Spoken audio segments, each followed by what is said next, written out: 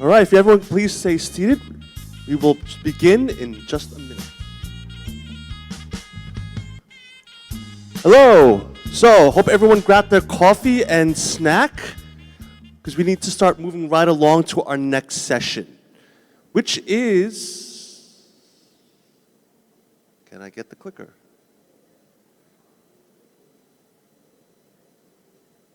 Give me a second here, technical issues. Okay, so our next session is Reinstating Tourist Confidence in Our Destinations. We heard a little bit about this before. Travelers these days want to feel safe and secure, but they still also want a sense of wonderment and excitement. So how do we blend these two aspects together and reinstate tourist confidence in our destinations? Well, our next panel, we'll find that out in our next panel. So with that, ladies and gentlemen, please welcome to the stage. She is the Vice President at BBC Storyworks. Big round of applause for Ms. Nicola Elliott. Joining her back on stage, please welcome back. He's a partner of International Insights, MMGY Global, Mr. Alan Elliott Mershon. And rounding off the panel, he's the Director of Head of Research and Insights at Miles Partnership. Big round of applause for Mr. Chris Adams. And back to stage to moderate this session, PATA CEO, Ms. Liz Ortiguera.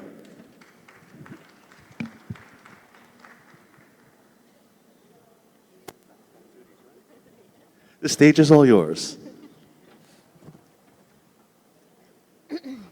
Welcome, Nicola, Al, and Chris. Thank you for traveling here. So we'll start with a quick question.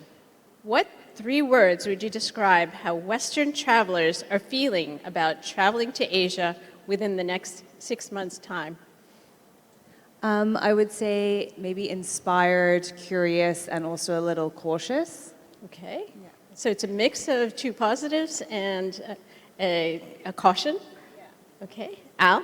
I would say curious, unconvinced, and patient. Patient. Okay. I'm intrigued to hear more about that in a bit. Chris? Thanks very much for the opportunity, Liz. I would use 3 words beginning with C. So conservative, complex, and competition. So competition. So conservative because Asia's been amongst the most cautious region in the world in terms of reopening. Complex because it is confusing and overwhelming, and I'm sure we can all share anecdotes. And then competition because, as we heard from Al and some of the other speakers, the world's a big place and there's lots of other exciting places to visit. Okay, well let's with that sentiment in mind, Nicola, you'll start. What do you feel are the challenges that destinations need to address in order to attract them back? Yeah, so I think there's a lot of discussion about sort of health and safety at the moment, but what we found, we do talk to our audience on a regular basis, particularly about these issues, and we recently have done a survey with our Global Minds panel, which is representative of our audience actually across the world.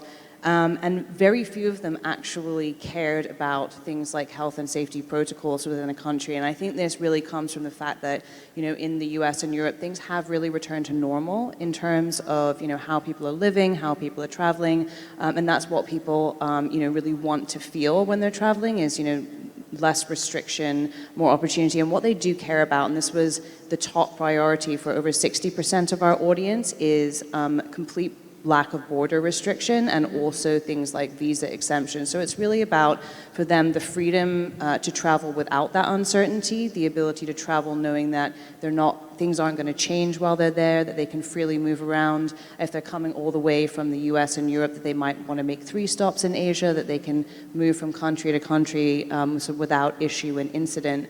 And we also found factors like cultural uniqueness, cultural heritage, outdoor activities, these type of things spoke really, really highly to people in our audience as well. And so these things like safe distancing measures were very, very low on the priority list. So I think As Chris was saying, there's a lot of complexity, particularly as Southeast Asia has many different visa restrictions, and also Asia generally is opening up in a fragmented way. It's really the responsibility of each individual country to speak up and shout out to different audiences, even in a multi-local way, because obviously with visas that's different depending on your passport, about what those opportunities are, how open their borders are, and talk to each individual country about what they need to do to get there, to take away some of that uncertainty.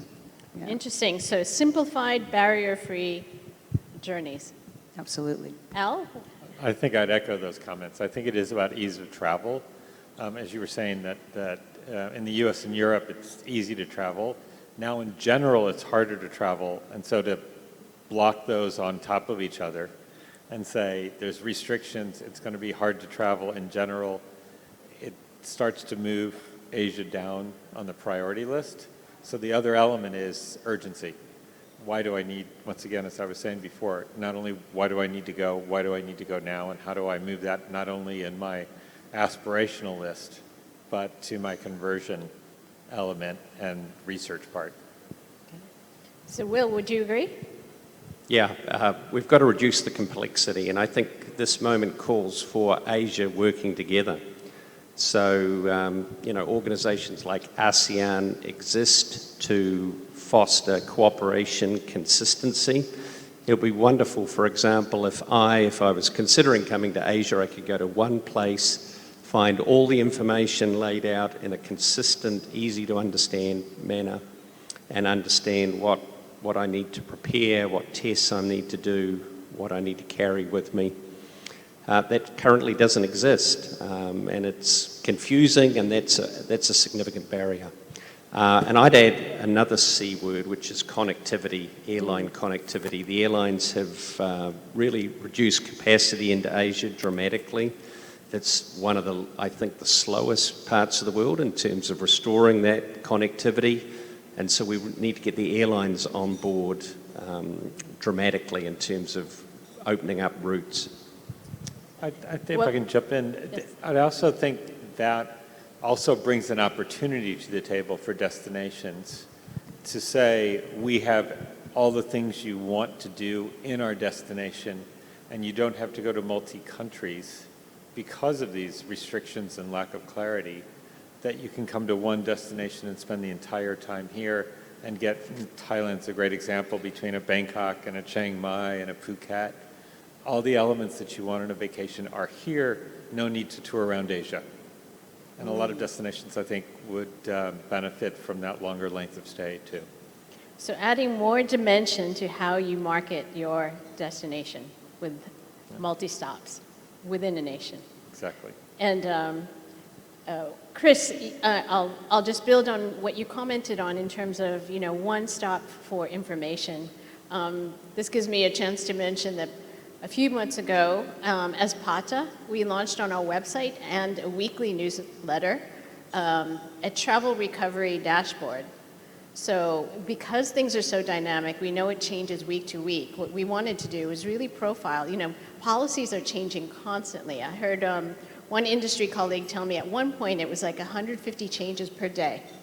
So what we've done is we've got a weekly newsletter that highlights the key headlines on reopening news, and we highlight also what's the opening status. And so we know that it's been complex and confusing, and it's hard to search. Certainly the government websites are the best source of the single truth for that nation. But if you want to scan and see the latest across different destinations, go to your PATA newsletter. So next question, we just heard from the MICE panel. Would this panel agree that it will be an event-led recovery, or do you see it being more FIT-led? Someone else start. I actually think it's going to be VFR-led, and we've seen that around the world. So visiting friends and relatives, Yes. the large expat populations that many countries exist, I'm sure, this is already a significant part of the recovery. And friends and family, people also who've travelled to Asia before, so who've got that confidence. So I suggest focusing on those two markets initially, and certainly events can then provide encouragement and incentive for, new audiences. VFR, vacation for friends and relatives. Yeah. I'll echo Chris's comments. I think that the VFR is also the elements that gets the airlines moving. And the more activity there, the more seats are available, and that's a critical part of it. I think after that's the FIT, and after that, I think the events could be, but it depends on how we define events. If it's a marathon race, yes. If it's a business meeting, I think those are going to take a little longer to come in. I think, at least from a US-Europe perspective, a lot of organizations are so conscious of their duty of care with their employees. They worry if we send somebody to Asia, they get COVID, what's our responsibility? Do we want to go down that path? Let's pick the safe alternative now. Maybe next year we'll put it on the docket or the following year. So I think those are some of the ramifications that'll take a little longer to do, but social, personal, passion events, those will bring people in because they're willing to make sacrifices to do what their passion dictates. Yeah, I would agree with all of that. I would say also in terms of MICE recovery that sustainability is a huge factor in how businesses are looking at travel these days. And I think, that in terms of like taking their entire company to like a different location or running MICE is a big factor as well in when they'll make a decision on doing something like that. Yeah. Okay. We heard Al use the word bleisure earlier. I actually prefer the term blended travel or multi-purpose travel. How much do each of you see that emerging and being a predominant form of travel? Given the complexities we talked about of navigating borders and getting flights, connectivity, are people stacking up their trips with multi-purpose? I know that I certainly will be. I feel like, you definitely want to take advantage, again, from a sustainability factor. If you're going to fly all the way out somewhere and sort of add those carbon miles to your bill, then you definitely want to maximize them. Not always possible, but I think, it's definitely something that will emerge. And as people are looking at perhaps less frequent business travel than they were previously, you also want to look at maximizing that for sure. Well, I'm admittedly a big proponent of bleisure or blended or whatever we call it. I think the biggest difference is now society, if you will, and businesses have given us permission to do that. Where before it was always probably possible, but how can I sit in Hawaii for 4 weeks and work? Well, now I can, and it's accepted. So I think, once again, destinations benefit immensely from this because the length of stay, the spend, the diversity of the spend around the destination, all blends into what they want to do. And I can't emphasize enough that that doesn't require additional airline seats. Mm-hmm. So when a lot of destinations say we want a 10% increase, so we need a 10% increase in visitation, the reality is if they could just get an average length of stay from 8 days to 9 days, they've got more than a 10% increase in visitation. So I will challenge a lot of the governments to stop thinking like a government and start thinking like a business. And I'd have fewer clients spending more money with me than just trying to get more little clients around. So it's a change in mentality, I think, that's required. So engage more higher value, higher yield visitors. Chris? Yeah, I think we're in a brave new world in terms of the ability for people to work remotely from anywhere. And these are high value, really attractive, both remote workers, but also people who could contribute in other ways. So we just had at a big conference, Destinations International in Toronto, Chelsea Ruby from West Virginia. They've got a very ambitious remote worker program called Ascend, $25 million. And they're attracting people to come and work remotely, but also to consider moving there permanently. And they've got a whole sort of program. And it's a unique opportunity to think about the opportunity to blend tourism and economic development and volunteerism. And these highly skilled, creative people who can contribute in multiple ways. So I challenge all the tourism organisations here that we've got to stop thinking about being just in tourism and think about we're in the people business. We're trying to attract and invite back people who can contribute in multiple ways, well beyond just visiting. Well, and you raise a good point that the evolving, with the whole world going virtual through the pandemic, and the influence of that on corporate policies, we're seeing some companies saying work from anywhere, others are saying work from any office. It can take different forms, so that'll influence this trend in the industry for multi-purpose. And, the digital nomad used to be, the startup guy or girl with a laptop looking at the rice fields. But now the definition of a digital nomad, it can be anyone now, right? Yeah. Great. So what innovation in marketing would most effectively catch the consumer's attention?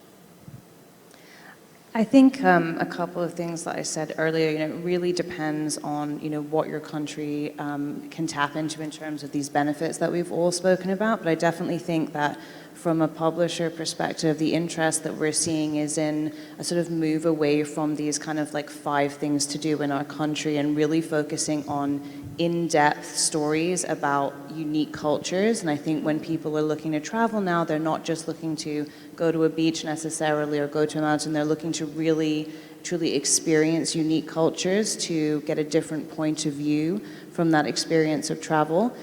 So I think, at BBC, we really believe in, the story from a personal perspective and getting that unique human story as being the thing that really engages and attracts people. And I think that is a universal thing specifically for travel.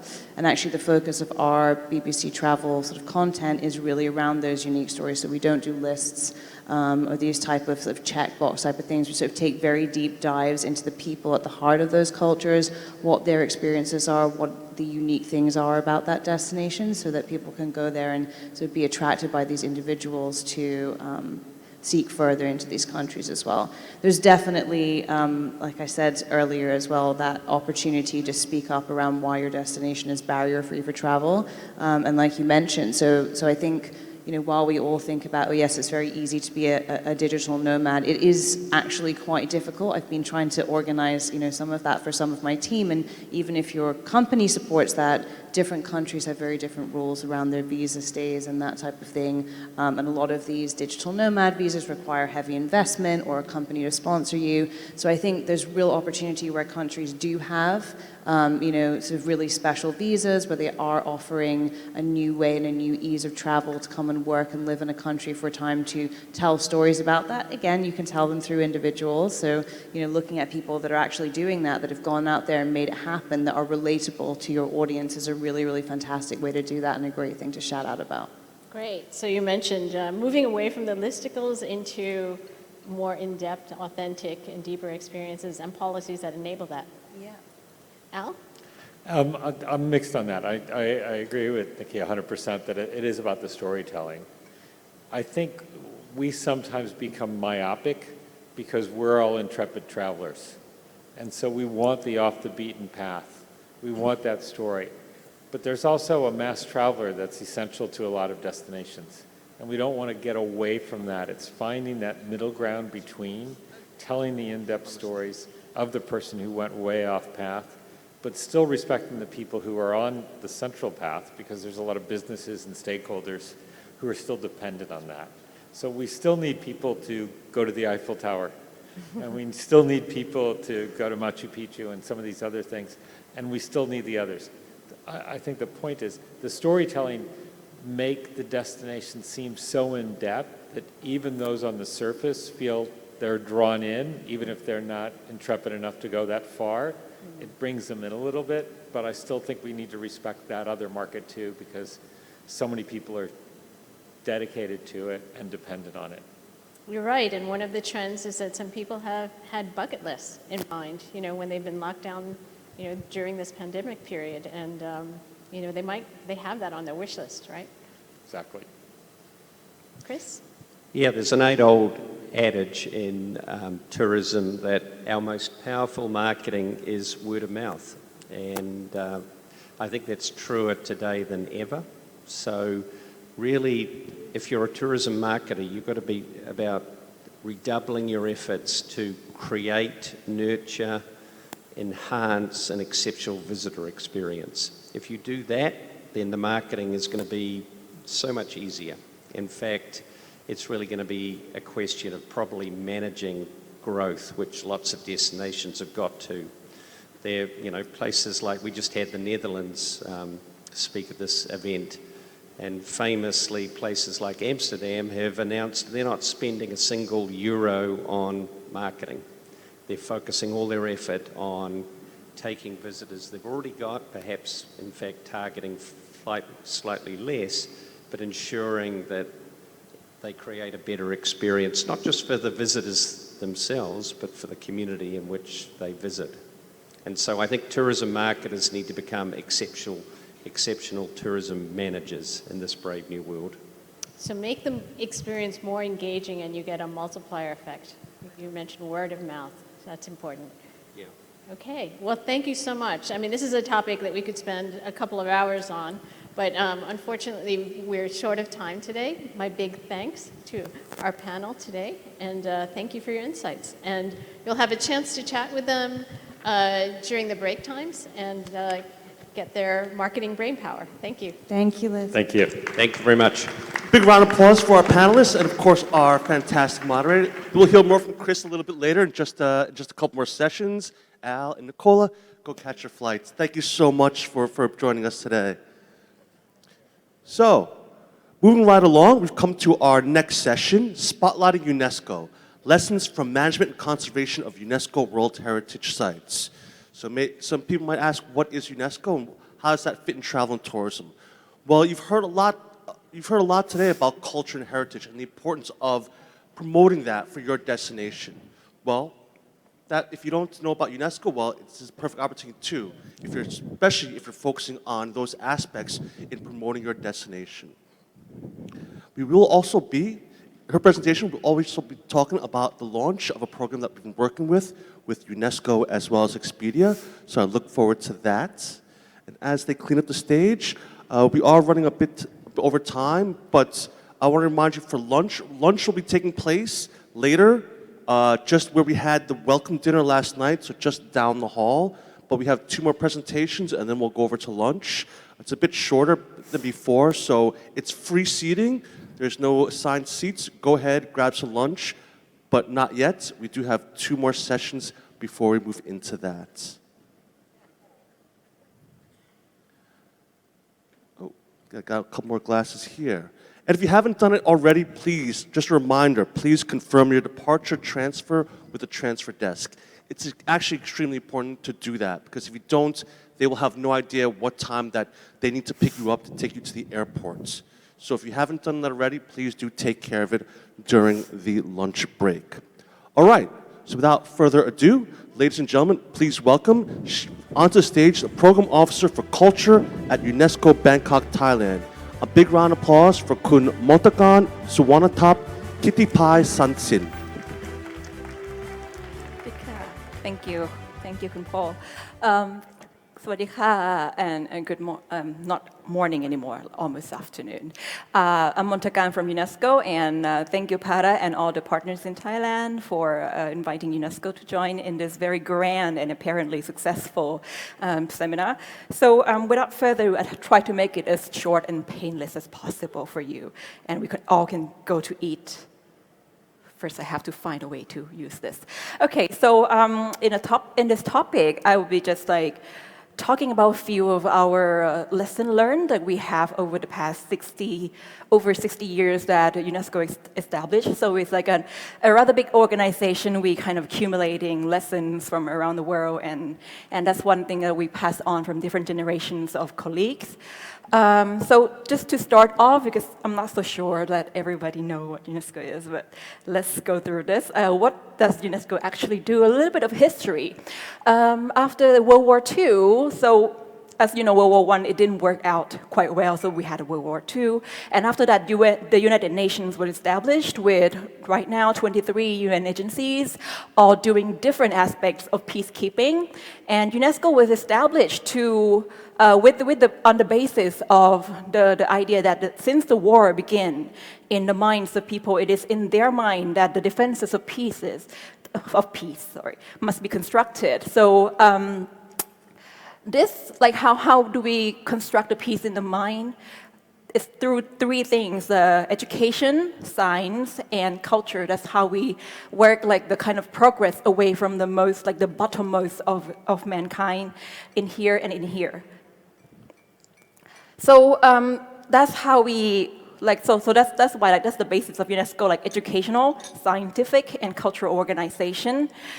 These days, UNESCO work on so many different things that is about education, science, and culture, from inclusive education, innovation, and skill development, natural science, social and human science, communication on the freedom of press, and culture, which is ranging from tangible heritage or place and objects to intangible heritage or living heritage to the creative cities, creative and cultural industries.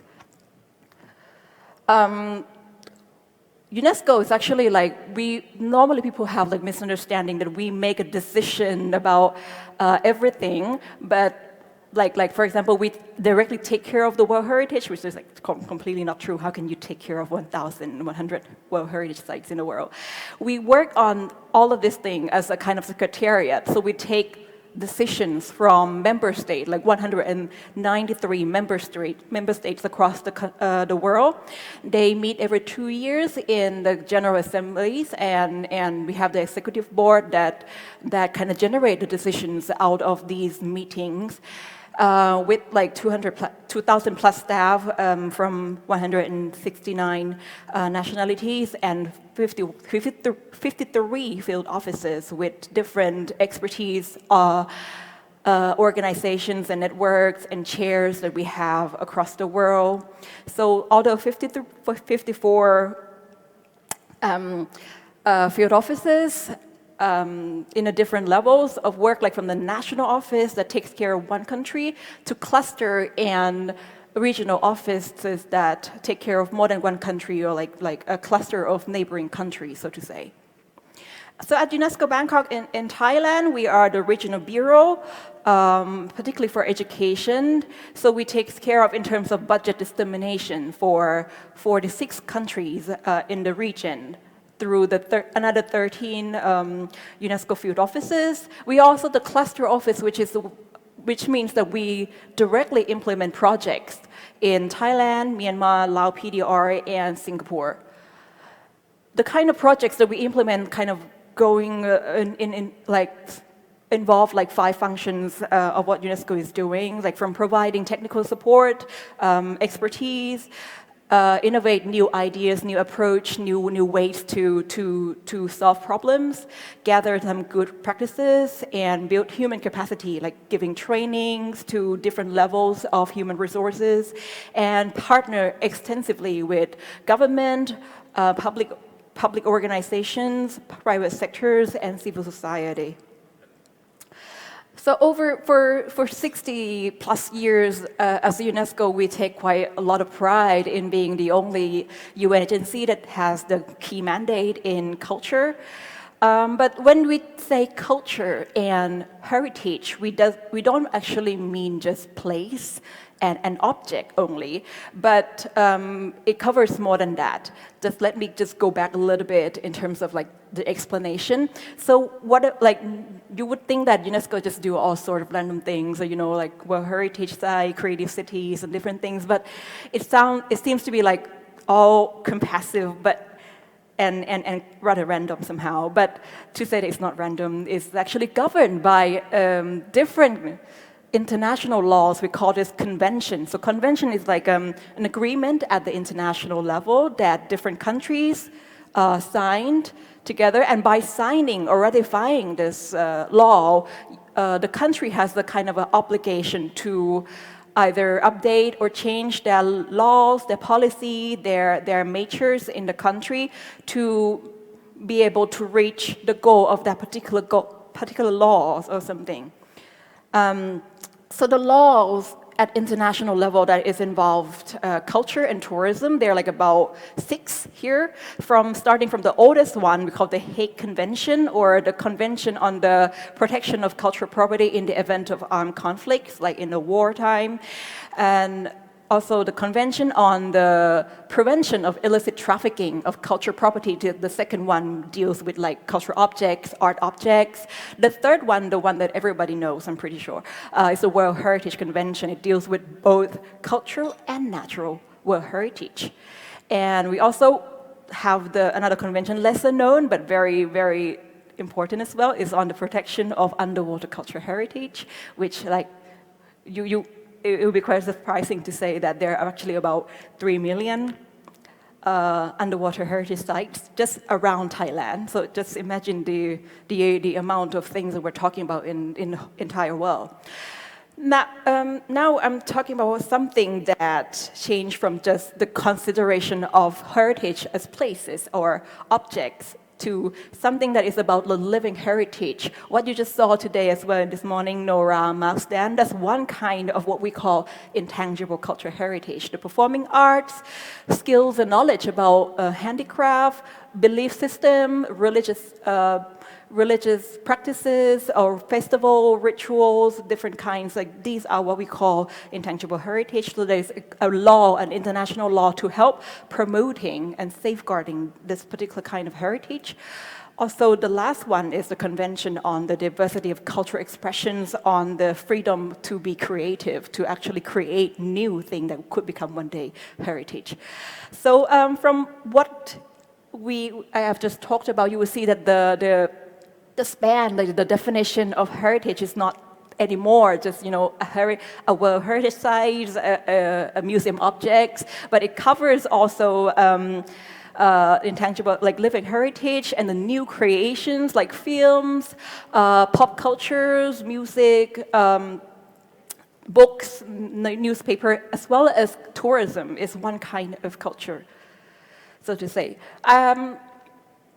I also have like some examples of the UNESCO global frameworks that is related to tourism and to cities. The first one is the Historic Urban Landscape, or HUL. It's about how to transform a city into to focus on the aspect of livability of a city. So a city is not only about a place that you come for economic progress. Like if we would turn into vegetables, which is that. But it's the place that you also have to focus on social and environmental aspect of a life as well. So this is to promote the different kinds of aspect for the sustainable way to live a life in a city through town planning, through inclusive resource management of both tangible and intangible assets.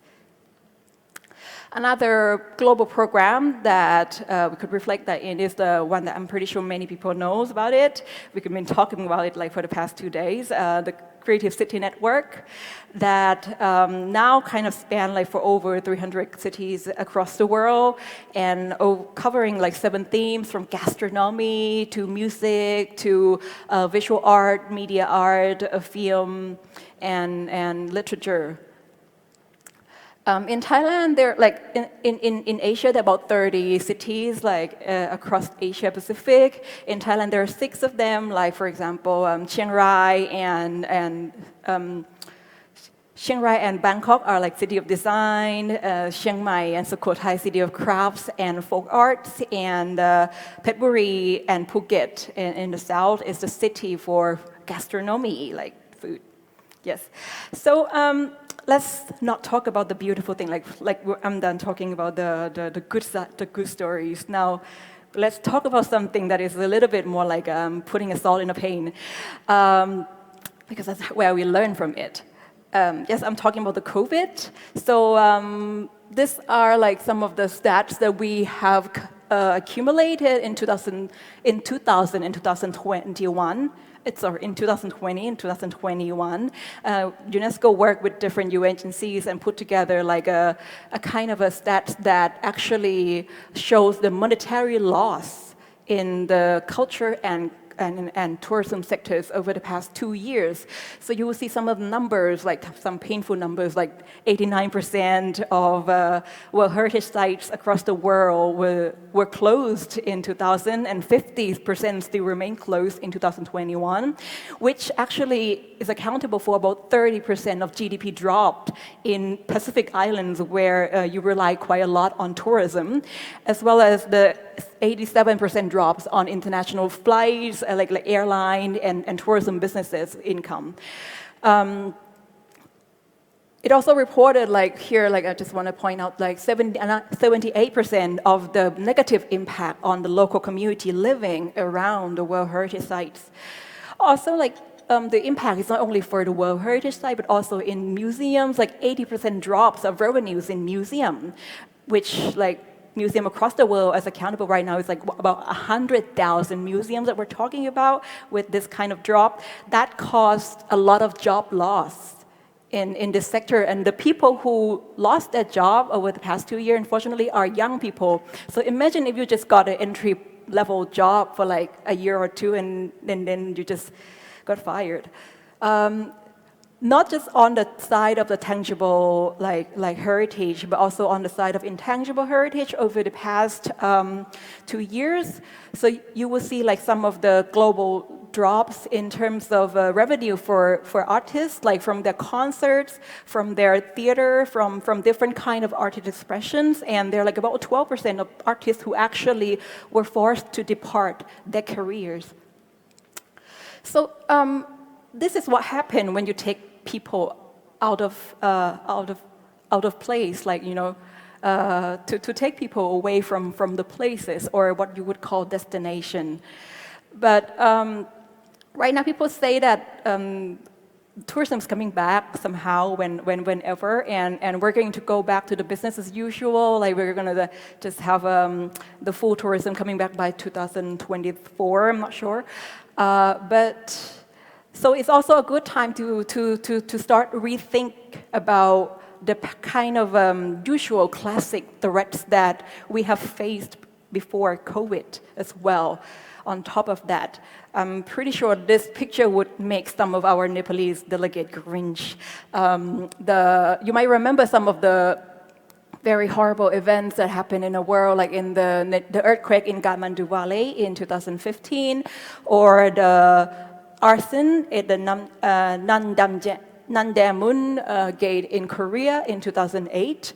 So these are kind of a shocking threats that you would see as something that would be like the most horrific kind of threats to World Heritage sites. If not just World Heritage, like any heritage site that would have to go through this kind of disasters.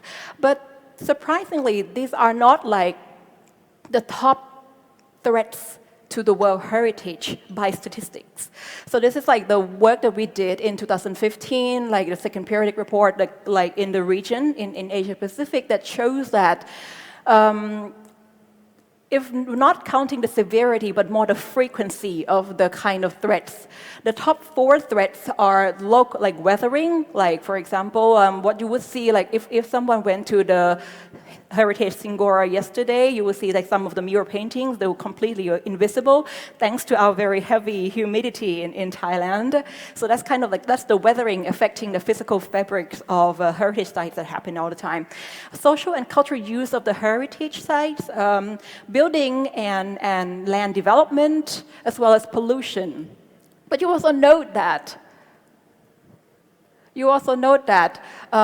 the kind of infrastructure for public and tourism services also ranked as one of the threats even more frequently than wars, terrorism, civil unrest, and actually as much as climate change. So this is also something that we also have to think about, that everything that we do affects places. Everything that we make change to a place affect the livelihood and the fabric, like the social and environmental fabric of the place.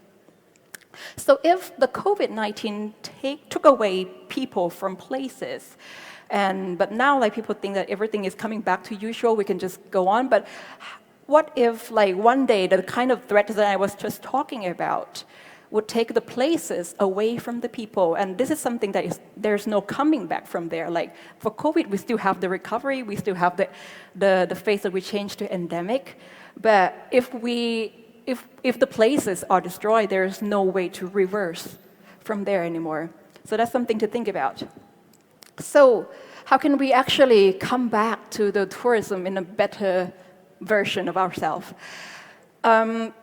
I'm pretty sure, like, I kind of like voiced some of like our very excellent keynote speakers this morning. Like, you gotta stay human. You gotta be like, be less compartmental. I'm not gonna say like be less governmental, but be less compartmental in the way you do things. Don't make the system make you, less compassion or less collaborative or less intersectoral in the nature of ourselves. So the lesson that UNESCO have got, and we're kind of trying to make it simplify it for everyone, is like the first thing is that try to, like, not just for ourselves, but like everybody need to also help together to encourage kind of cooperation, intersectoral cooperation, agency cooperation. The kind of a new word for me, actually, like in terms of partnership model, is the a public-private people partnership. I call it 4 Ps, but my 1-year-old kid would call it PPPP, just for fun. So it's like the kind of partnership that you don't only talk about public sector and private sector work together, but you work with the actual people who are the labor force behind all the success, all the possibilities of services and resources that you have for the tourism. And actually, like, by definition of sustainable tourism, you're actually implementing that 5 Ps. If a tourism business can call itself sustainable, they have to think about how to be, how to not directly or indirectly destroy nature and heritage. If they want to be, if a tourism business is sustainable, they also have to think already of how to, respect and give benefits to indigenous people and local supply chain. So it's in the nature of reaching out to become a sustainable tourism business in itself that you are implementing this 4P model. UNESCO also has like a kind of tools that we would like to introduce as one of a tool that would really help with visitor management. So this is a new tool called VMAST. Is the web-based heritage visitor management tools. That the special thing about VMAST is that it's actually not only for site managers or for government to use it, but it encourages the governmental sector to reach out to public sector, to local community people to actually get the kind of useful information to put into this form. So they can't really just fill the form by just like, sitting on a desk and imagining their beautiful report, because that's not going to be how it works, how it's going to actually benefit your work progress. So if you use this kind of particular tools in a right way, and it's actually quite useful, not only for the World Heritage Site, but for the non-World Heritage Site as well. It's now run by a social enterprise called World Heritage Catalysis. And in Thailand, actually in Asia, DASTA, our key partner, is very instrumental in promoting it region-wide. Another example of like cooperation with the public sector that we have done so far is a project called TechCo, like technology and culture merged together. So in 2020, we didn't actually have anything to do because we sat at home. So we did this online competition project and participated by like people from 34 countries in Asia. We brought in the tech entrepreneur, like startup entrepreneur, like young people starting their tech business, like AR, VR technology, web developer, app developers, and we brought them to work with like people who are like from culture sector, like dancers, craft people, and people in the creative industries, like for example, like artists, and we asked them to come up with a kind of a new solutions, new innovations to solve some of the problem in culture and tourism sectors. One of the winners that I would like to talk about today, because like I think they're quite related with the tourism, is a work in progress called the Roots. So this is the Roots is like an app developer. They work with local community in Bangkok to start this kind of to address the vicious cycle of tourism, which is, for example, the tourists kind of lack the knowledge to actually travel deep. So you want people to travel deep, you talk about it, but then you don't actually give them the mean to do so. And also the lack of the know-how to communicate their living heritage, their valuable traditions, or their valuable cultural assets in the locals to people, to the tourists. So this application is supposed to be an application. They offer the kind of like hidden gem itineraries of places. For example, like a superstitious route, so you can actually go there. Like if you're like a kind of superstitious people, you want to pray with all shrines in Bangkok, you can go to this route. Or if you want to see like different cultures merging together, you can go to the melting pot route, for example. So this app would offer this kind of itinerary that they got from deep consultation with different local communities. So they went to do the research for you, they talked to the community people for you, they got their voice and they transformed that into an application. It's still a work in progress, so to say, so there's no app yet, but you can check them out here. But they're very open to work with people from every countries and every communities possible to put more information on their platform and make an app possible one day. The second lesson learned is on the respectful communication about local communities. So you can't really, like the tourism business has to change from something that would just only, value the customers and devalue like the local workforce that are the possibilities behind all the resources, all the services that made possible. So we try to kind of voice that at a global level. We have this project called the World Heritage Journey, which we did with National Geographic.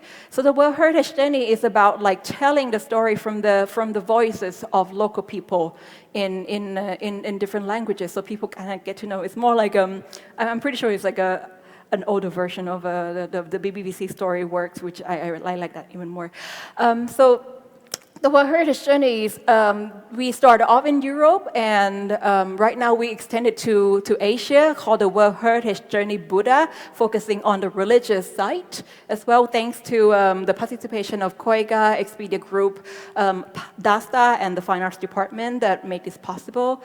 So in Europe, there are so many sites already, but in Asia, there are only like about 5, in India, Nepal, Bangladesh, and Thailand. So this project is still very open to get more sites to participate in this campaign. I'm just going to pick one quickly for you. This is one in Sukhothai. So you'll see the kind of information, like, experience recommended by the local, like what you get to do like a local, and where you get to go, what you should eat, something like the voice from the local being translated by like travel bloggers into like writings for everyone to be able to access for free. Third lesson, last but not least, I'm sorry for overtime a bit, is that when we talk about sustainability, we can't just talk about, just save the planet, doing this and that. Biodiversity and cultural diversity goes hand in hand. It grows in the same direction. You can't just put more attention to one but not the other in order to achieve the sustainability. For this, we have some of the projects that we launched with Expedia. Is the UNESCO Sustainable Travel Pledge. So this attracts the hospitality business, like hotels, accommodation, that have their sites on Expedia. By signing to this pledge, they aims to promote the reduction of plastic and food waste and replacement of the single-use plastic with sustainable traditional crafts in the local area. So instead of like sourcing something from the imports, you source something locally and reduce the footprints and everything. So right now there are over 500 hotels just only in Thailand that signed the pledge, but we have already expanded to beyond Thailand just last year. Now it covers like many countries, especially in Asia, and we're looking for more hotels to sign to sign this pledge. So if you know some of the hotel, please guide them here so they can join force and become like a green business, like established green business. By signing this pledge, they would get this special UNESCO Sustainable Travel badge in their Expedia website, which actually attracts more of the green travelers to consider them as one of the choices. And that leads also to like from the Expedia pledge that we implemented. We also have another project that we work with PATA, is the targeting zero plastic in tourism business with UNESCO PATA and Expedia Group. It's an online course. Like if you want to become a business, like a green business, like tourism business or hospitality business, whatnot. But you don't know how to do it. You don't know how to actually, maintain become a green business while in the midst of the COVID concern of using the masks, of disposing more plastic. So this is the course for you to be able to do that. So in this course, it would tell you how to build like a plastic reduction strategy for the business, and how to actually fight the plastic waste with local knowledge and products, as well as keep growing the business in a green strategy way as well. So I guess I don't want to be the one that launched the course, because actually PATA colleagues like Fernanda, Graham, Kun Paul, and the team are the one that actually did most part of this work in developing this very comprehensive course. So I would like to congratulate PATA as well on the success of this particular course. And of course, like all the people who participated in this course will get like a certificate of completion, and from the 3 organizations. So we would like to encourage you to also start making change to the world. Start taking this course or sign the pledge. And thank you very much. I think that's all I have to say. Thank you, Kun Montakarn, for that presentation. Take that back. Thank you very much. Please do take the online plastics course today. We actually are just launching today, so be the first to take the course, and you will get a certificate upon completion of the course. So moving right along, we have our next session right before lunch. It's the Masterclass on Digital Marketing. And with us, please welcome back to the stage the Director and Head of Research and Insights at Miles Partnership. Ladies and gentlemen, big round of applause to Mr. Chris Adams. Thank you.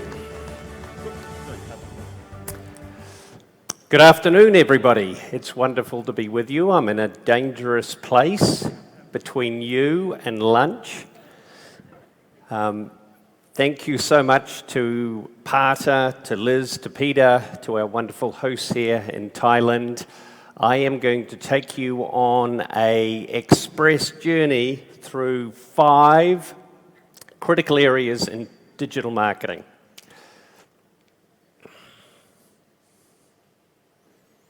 And there we go. So it's not just for this year. Anybody who's had anything to do with digital knows we need to all be continually learning, adapting, and evolving based on what's working and what isn't working.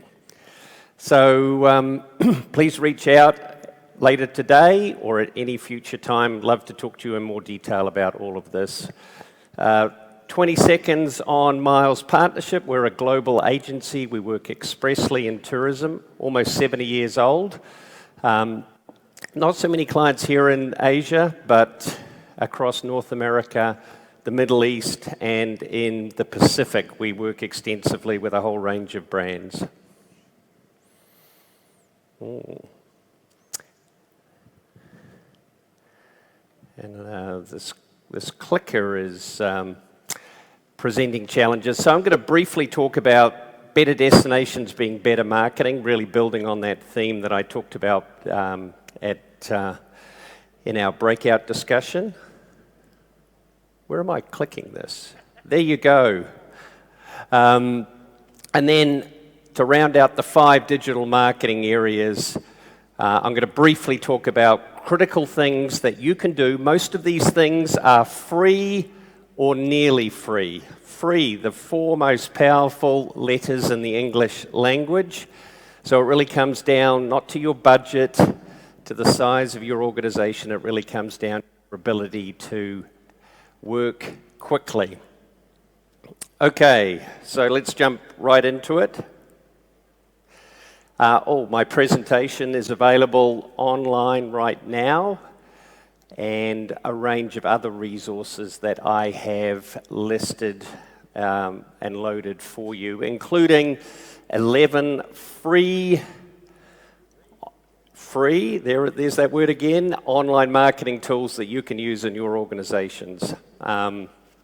Okay.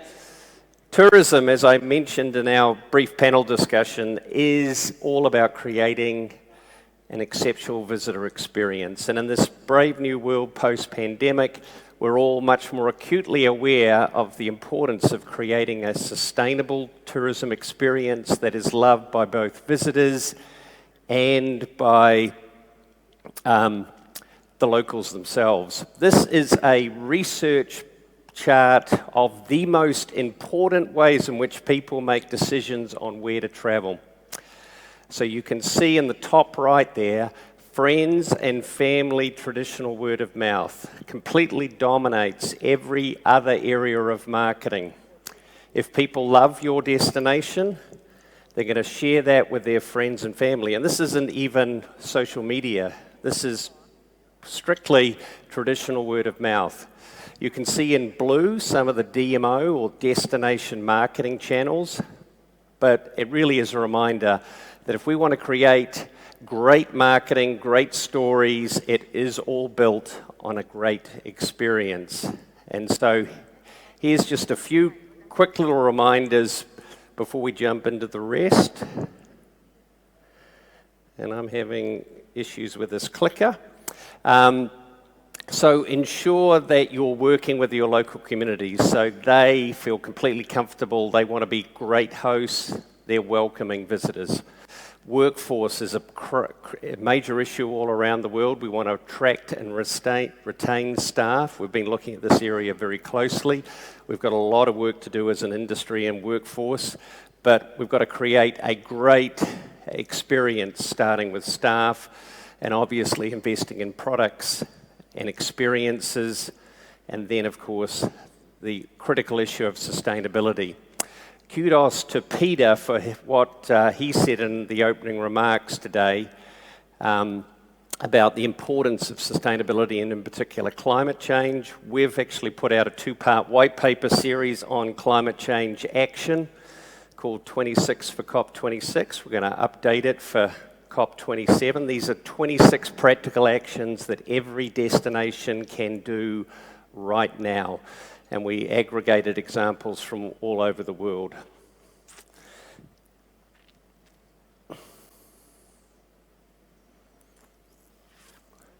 I'm thinking we're going to need to change our clicker.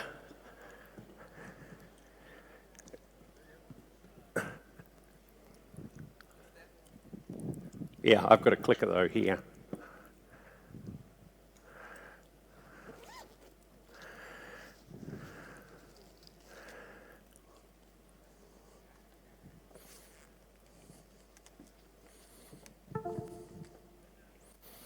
If you could put this one in. Okay, hopefully we'll have more luck with this.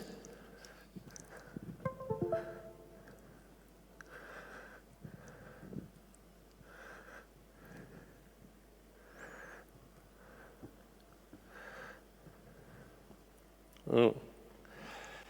Seemingly not. Perhaps you could advance the slides then, please. Okay. Accurate visitor information is absolutely critical, and your own website, email, social media channels are important, but these major channels, such as what Google has aggregated, is hugely important. And as we see on the next slide, you've got to be thinking about the information on your destination and all the businesses in it in terms of distribution across all these major digital channels. Is it accurate? Is it comprehensive and up to date? Moving forward,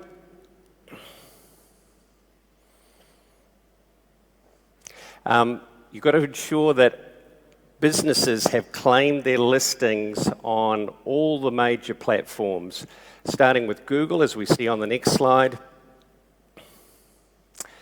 So in the bottom left, you can just make out claim this business.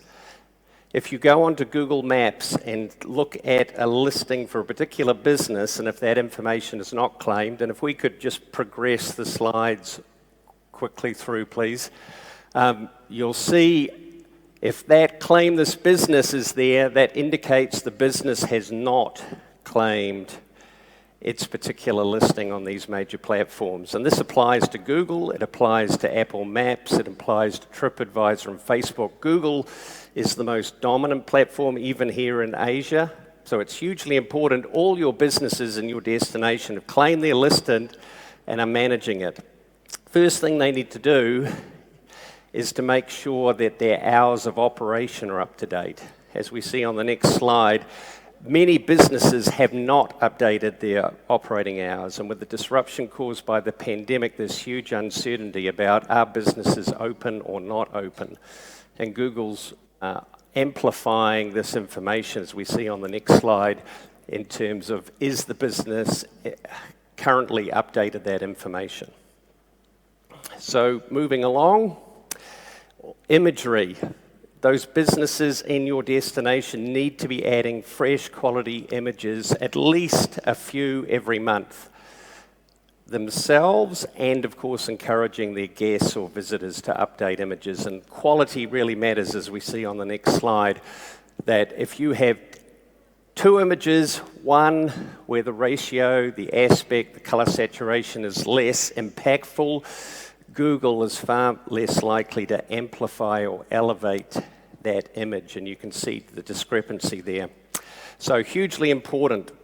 We've actually put 5 areas that every business can do. Everything I've just talked about completely free. Arguably, it's amongst the most important digital marketing step any business or destination can do. Many businesses are not doing. I just had a quick look around this destination. Many businesses have not claimed their listings and are not managing their presence on this enormously impactful platform. Plus, of course, TripAdvisor, Apple Maps is gaining ground, as well as Facebook, of course. Okay, number 2, or 3 in this case, high quality digital maps. So you have the opportunity to upgrade the quality of digital maps in your destination. So Google, of course, dominates search. It also dominates maps. And as we see on the next slide, Street View is the basis for all of this information being collected. So Street View, 360-degree immersive imagery. Google basically uses that through image recognition and AI to determine the location, the distances, and also to read signage and to identify our businesses. So you can load up, if you want to click through these next 3 slides quickly. This just hold on here. This is Blue Line, so you can go into Google Maps. In the bottom right there, you'll see there's a little yellow man. If you turn that on, then you can see all of the Street View that's been captured by Google. You can also do this on your mobile phone. You can then see the quality and accuracy and completeness. So in this particular case, if you just move one step forward, you can see there's large areas here and here that Google's never got to. Most of the imagery here is at least 6 to 8 years old. They're doing the major roads. They'll probably never get back out to these lesser known areas or to new regions. So moving along. Moving along, please.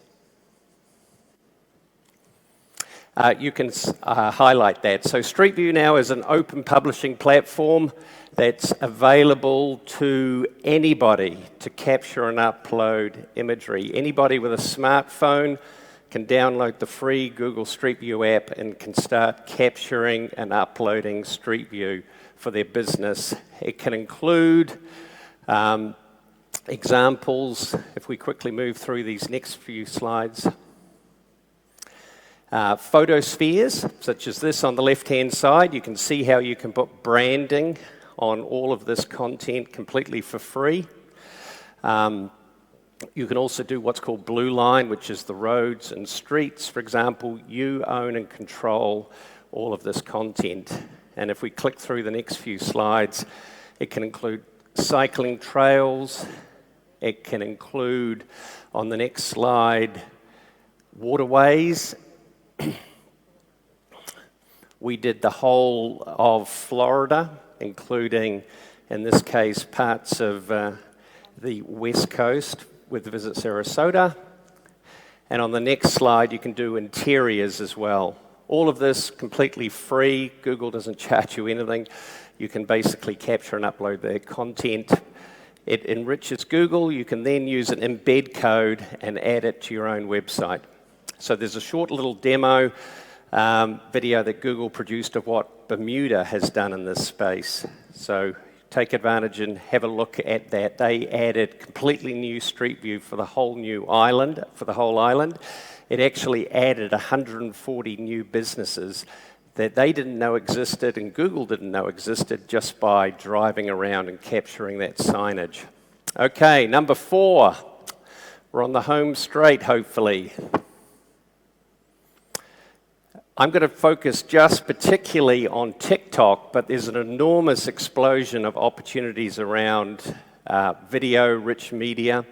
Streaming, of course, is a huge revolution. 1.5 billion subscribers worldwide across all the streaming platforms.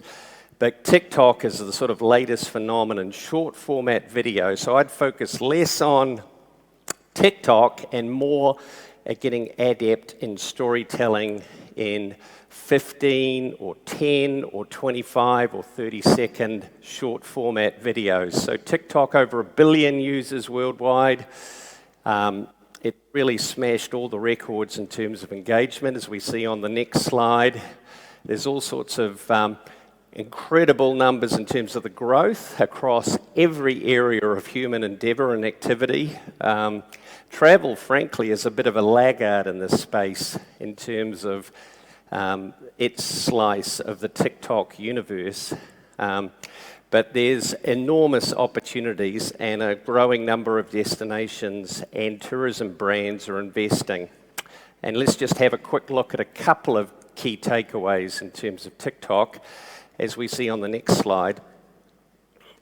There's a range of sort of content themes that seem to really resonate. In Colorado. Day 1, start out at the Epic Garden of the Gods. Next, explore Colorado Springs. Totally cute vibes, lots of shops.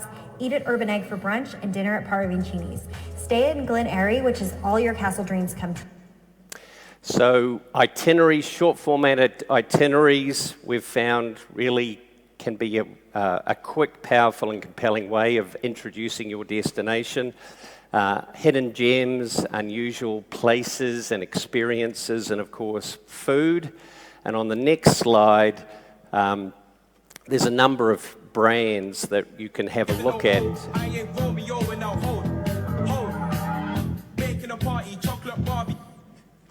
Delta Airlines is one of the sort of stars in the travel space in terms of TikTok. Humor, of course, is weird, quirky sort of human behaviors are the sort of run-of-the-mill offerings in terms of TikTok. So you've got to have that ability to tell your story in a compelling, humorous, lighthearted, and authentic way. Influencers, that second from the right there, you can see that's Mykonos. That's they've hosted a range of sort of TikTok and social media influencers in terms of telling their stories. Okay, into the last, a few key takeaways in terms of TikTok. Again, emphasizing the importance of short format storytelling rather than focusing specifically. And of course, I had a quick look at the numbers here in Asia. 247 million TikTok users in Southeast Asia alone, but of course it's banned in India. I think that's still the case, isn't it? So a bit of an uneven picture there. Okay, let's move on to our last area. I want to talk about virtual experiences. Very briefly, what's real, what's impactful, and frankly, what's more smoke than heat. So as we'll see on the next one, during the pandemic, obviously all sorts of organizations and destinations had to move virtual. All of us, of course, became very adept at using Zoom and other technologies in terms of virtual meetings. So we saw Airbnb, of course, launch online experiences. Intrepid, and I was chatting to Mike, Intrepid launched virtual experiences, a range of others in this space as well. But the behemoth in this space is really Amazon Explore. Who's seen or interacted with Amazon's Explore product? I can't see many hands, just a couple. Let's move on to the next page. So they launched this, and of course here in Asia, virtual shopping has been a very significant sort of part of the experience for a long time.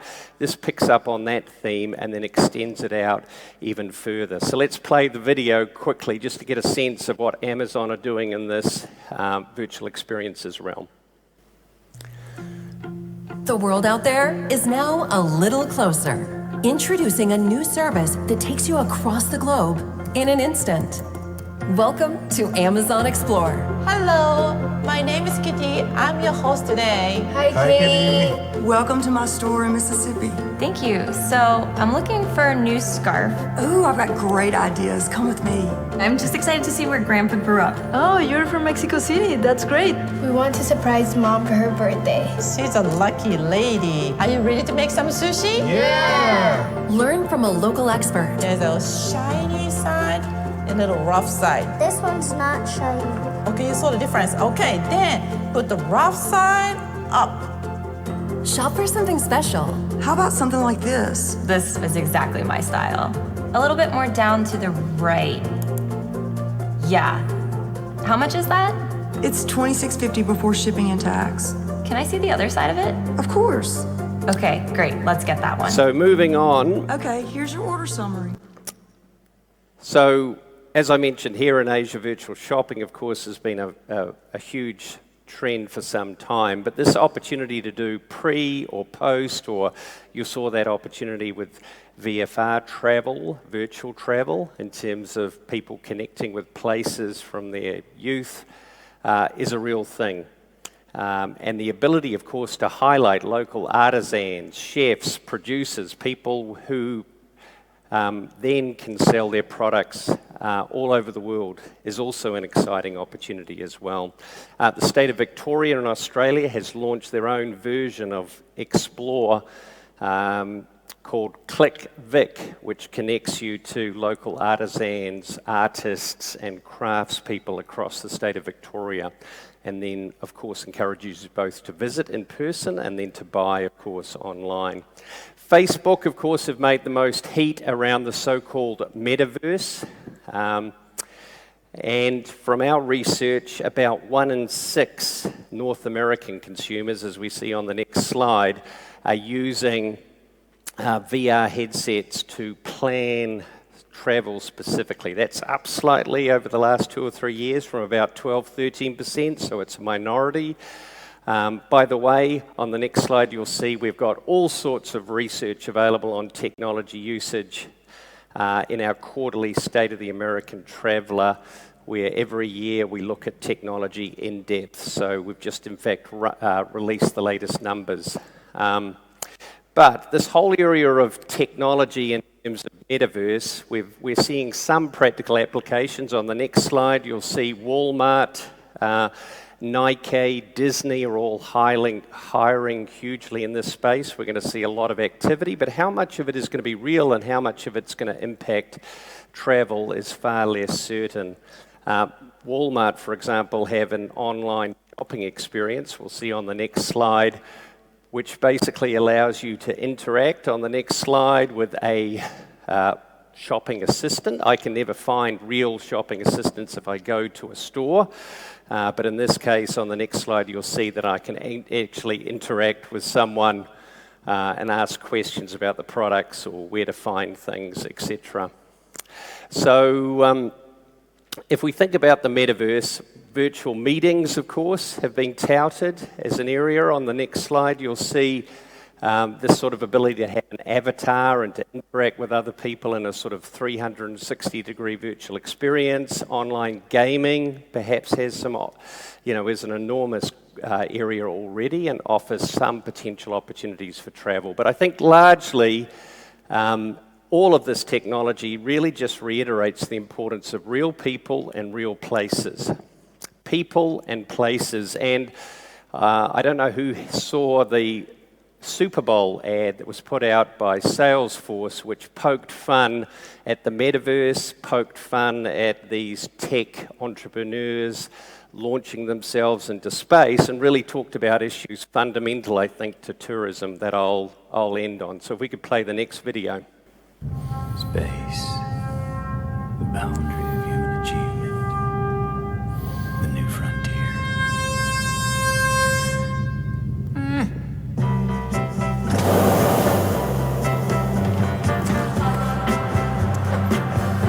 It's not time to escape. It's time to engage. It's time to plant more trees. It's time to build more trust. Time to make more space for all of us. So while the others look to the metaverse and Mars, let's stay here and restore ours. Yeah, it's time to blaze our trail. Because the new frontier, it ain't rocket science. It's right here.